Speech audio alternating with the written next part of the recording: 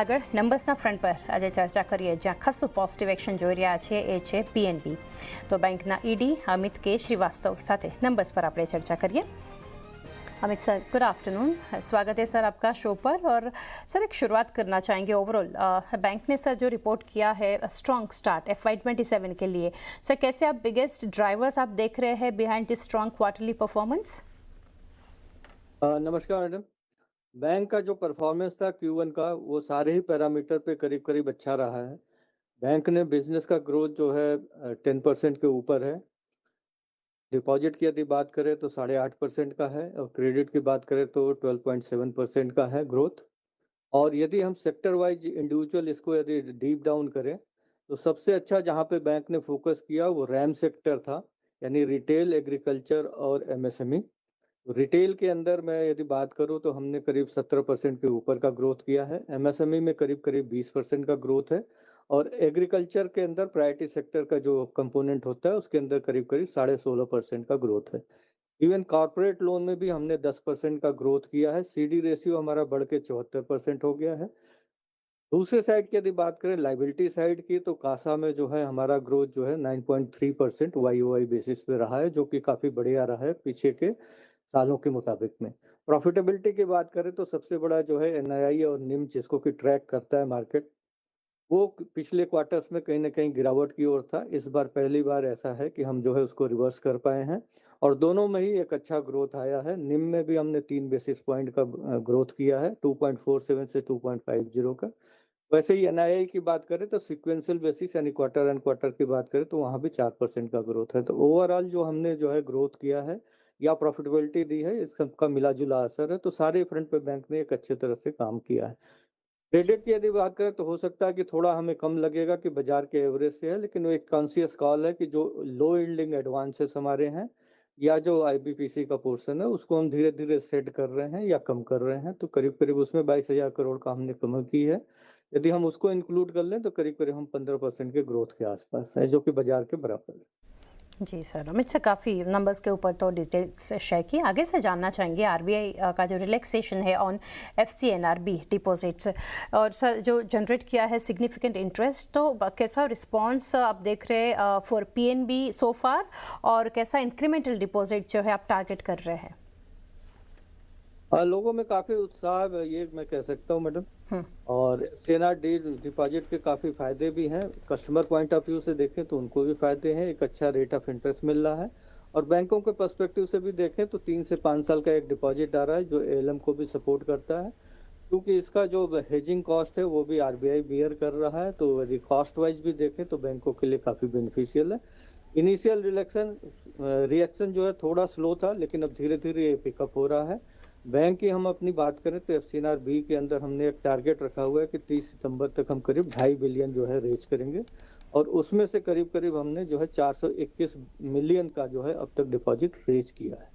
जी. तो आने वाले समय में हम अपने ट्रैक पे हैं और 30 सितंबर के पहले पूरी तरह से हम जो है 2.5 बिलियन जो है रेज कर पाएंगे।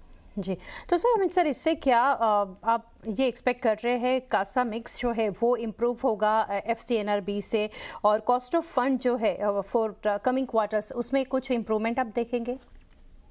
कासा पे तो नहीं फर्क आएगा, लेकिन इसमें जो है अपना कॉस्ट ऑफ डिपॉजिट के ऊपर काफ़ी फर्क आएगा, क्योंकि इसके अंदर यदि आप देखेंगे तो CRR SLR के लिए भी एग्जम्पशन दे रखा है। तो यदि आप जो है 6.5% या 6.60 के आसपास भी यदि आप रेज कर रहे हैं तो 30 बेसिस पॉइंट का यदि आप वो भी हटा दें तो आपको ये डिपॉजिट 6.20 6.30 के आसपास पड़ती है, जो काफ़ी बेहतर है।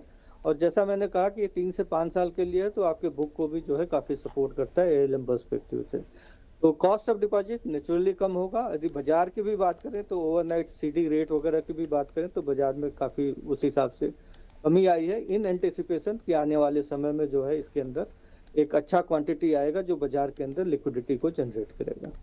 जी सर, ये भी एक समझना चाहेंगे, लोन में सर जो बढ़ोतरी है काफ़ी हद तक नियंत्रित हम देख रहे हैं, तो कौन से सेगमेंट्स लाइक रिटेल, एग्रीकल्चर या फिर कॉरपोरेट जो ग्रोथ यहाँ से ड्राइव करेंगे during the rest of FY27? हमारा सारा फोकस मैडम आजकल रैंक के ऊपर है और रैंक के अंदर जैसे पहले भी बताया कि काफी अच्छी ग्रोथ रही है, लेकिन यदि लीडिंग की बात करें तो एमएसएमई में काफी स्ट्रांग दिख रहा है हमें। हम लास्ट ईयर भी करीब 20% की ग्रोथ किए थे और इस बार भी पहले क्वार्टर के अंदर 20% का ग्रोथ है। और पिछला रिपोर्ट भी यदि आप देखेंगे, एक रिपोर्ट भी आई थी जिसमें कहीं ना कहीं एमएसएमई की गैप फंडिंग जो है करीब 30 लाख करोड़ के आसपास की है, तो उसमें भी काफी गैप है। तो एमएसएमई एक ऐसा सेक्टर होगा जिसके ऊपर काफी फोकस भी होगा और आने वाले समय में भी अच्छा ग्रोथ दिखेगा। ओके, असेट क्वालिटी भी अमित सर हम देख रहे हैं एक इम्प्रूवमेंट कंटिन्यू इसमें हम देख रहे हैं, तो क्या आप बिलीव कर रहे हैं ये जो ट्रेंड कैसे सस्टेनेबल है और क्या एक्सपेक्टेशंस है on fresh slippages and credit cost going forward? पूरी तरह से सस्टेनेबल है। क्वार्टर ऑन क्वार्टर हमने अपना फॉलोइंग मैकेनिज्म वगैरह जो है काफी अच्छा किया है, क्रेडिट अंडर राइटिंग वगैरह भी हमने काफी अच्छा किया हुआ है, तो काफी नई नई चीजें भी हमने अडॉप्ट की हैं। तो उसके बेसिस पे मैं आपके माध्यम से लोगों को एश्योर कर सकता हूं कि आने वाले समय में भी क्रेडिट क्वालिटी में कोई डिटेरिएशन नहीं होगा। और बैंक जो है, जो क्रेडिट कॉस्ट का हमने गाइडेंस दे रखा है 0.40 का, उसके नीचे ही रहेगा। इस क्वार्टर में हमारा 0.25 रहा। Right sir. और सर एक ये भी समझना चाहेंगे, फ़ी इनकम सर देखें तो एक हेल्दी जंप इसमें भी देखने को मिल रहा है, तो कौन से फ़ी बिजनेस इस ग्रोथ को ड्राइव कर रहे हैं और क्या स्ट्रेटजी रहेगी to increase the share of non interest income? यदि फी बेस में देखेंगे तो सबसे ज्यादा जो है प्रोसेसिंग चार्जेज के अंदर जो है एक अच्छा जंप है, तो वो अपने आप में दर्शाता है कि हमने जो है क्रेडिट सैंक्शन जो है पहले के मुकाबले काफी अच्छा किया है। लास्ट ईयर भी हम देखें तो 4 लाख करोड़ का करीब करीब हमने सैंक्शन किए थे, तो इस बार हमने करीब करीब 96,000 करोड़ का सैंक्शन किया है अभी तक पहले क्वार्टर के अंदर। तो हम इसको आराम से मीट करेंगे या इसको बीट आउट ही करेंगे, तो ये काफी हद तक इसके ऊपर फोकस है। दूसरा फोकस फॉरेक्स के ऊपर ही है बैंक का कहीं ना कहीं, और सीआरएम बिजनेस के ऊपर भी है जिसके थ्रू कि हम फी बेस्ड इनकम को जनरेट करेंगे। और एक सर प्रोजेक्ट के ऊपर जानना चाहेंगे अमित सर, प्रोजेक्ट सेंटिनल एक interesting AI led fraud detection initiative जो है, तो क्या सर आप शेयर कर सकते हैं इसमें जो improved fraud detection, losses reduce होते देख रहे हैं और कस्टमर प्रोटेक्शन इन्हांस होता, कैसे वो एक्सपीरियंस और क्या डिटेल्स इसके ऊपर सर शेयर करना चाहेंगे? अब मैडम अभी तो इसके ऊपर बहुत ज्यादा मैं डिटेल आपको नहीं दे पाऊंगा, लेकिन एआई का काफी हद तक यूज हो रहा है, दोनों तरह से यूज हो रहा है। बिजनेस के ग्रोथ के लिए भी यूज हो रहा है, इंडिविजुअल बिहेवियर के लिए भी यूज हो रहा है, ट्रांजैक्शन को अकाउंट फॉर करने के लिए भी हो रहा है, और इवन उनको सपोर्ट करने के लिए फ्रॉड पर्सपेक्टिव से भी हो रहा है। तो सारी चीजों के ऊपर हो रहा है इसका एआई का उपयोग। और ये नेचुरल एक्सटेंशन है डिजिटल का, क्योंकि डिजिटल एक बार आपने कर लिया तो चीजें आपके पास अवेलेबल है, डेटा आपके पास अवेलेबल है, एंड इसका नेचुरल एक्सटेंशन है कि आप जो है उस ट्रेंड को समझ सकें, उसको बेसिस पे आप अपनी जो है एक नई जानकारी डेवलप कर सकें और उसके बेसिस पे आप उसको काम कर सकें। ग्रेट सर, एक डिजिटल के ऊपर और भी जानना चाहेंगे। डिजिटल ट्रांजैक्शन सर यहाँ से अगर देखें तो एक ग्रोथ इसमें है 24% का on Y basis, while WhatsApp banking users देखें वो भी डबल होते हम देख रहे हैं। नेक्स्ट माइलस्टोन पीएनबी के लिए डिजिटल ट्रांसफॉर्मेशन जर्नी के लिए क्या रहेगा? मैडम डिजिटल ट्रांसफॉर्मेशन के अंदर हम बहुत सारे काम कर रहे हैं। यदि दो चीजें कहें, one of the major stakeholder, एक कस्टमर कह सकते हैं, दूसरा स्टाफ कह सकते हैं। तो कस्टमर के लिए भी हमने एक चैट बॉक्स दिया है जिसके थ्रू कि उनको सारी जानकारी मिल सकती है बैंक के बारे में, और स्टाफ के लिए भी एक हमने जो है टूल डेवलप किया, चैट बॉक्स डेवलप किया, सो दैट कि जो कस्टमर्स ब्रांच के अंदर विजिट करते हैं और किसी भी बारे में जानकारी जानना चाहते हैं तो अपने स्टाफ भी उसको देख के इमीडिएट अवेयर हो सके और अकॉर्डिंगली कन्वे कर सके उसको। तो एआई के ऊपर काफी कुछ काम हो रहा है। सीआरएम बेसिकली हमेशा कस्टमर को सेंटर में यदि रखा जाए, और बैंकिंग ट्रस्ट का बिजनेस है, कस्टमर सर्विस का बिजनेस है, तो कस्टमर को यदि ध्यान में रखा जाए तो सबसे पहले शुरुआत इसकी हमने जो है सीआरएम के साथ में किया है। तो कस्टमर रिलेशनशिप उसके साथ हम शुरू कर रहे हैं, और हमने रिलेशनशिप मैनेजर्स भी कुछ जोड़े हैं जो उनसे इंटरेक्ट करेंगे, उनके बिहेवियर देखेंगे एंड क्रॉस सेलिंग या जो उनके लिए बेटर प्रोडक्ट होंगे वो ऑफर कर सकेंगे। दूसरी तरफ हम उनको ट्रांजैक्शंस के साथ हम देख रहे हैं, जो कि फ्रॉड मॉनिटरिंग के लिए जो म्यूल अकाउंट आज एक बहुत बड़ी समस्या बनी हुई है, उसके ऊपर भी हम इसको अप्लाई कर रहे हैं एआई बेस को, तो दैट कि जो है आने वाले समय में कस्टमर्स के लिए कम से कम इसमें हम उनको सपोर्ट कर सकें, कम से कम वो फ्रॉड के शिकार बने।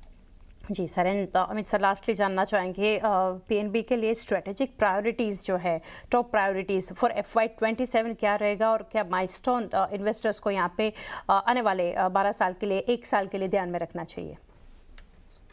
मैडम हमारी प्रायोरिटी अभी भी रैम की रहेगी और हमने जो है अभी जो गाइडेंस भी दिया हुआ है कि गोइंग फॉरवर्ड हमारा जो अभी 57% का रैम का है टारगेट, अभी जून में जो हमने अचीव किया, इसको हम आने वाले समय में जो है 60% तक लेके आएंगे और ये हमें अपने को निम और एनआईआई दोनों के लिए सपोर्ट करेगा।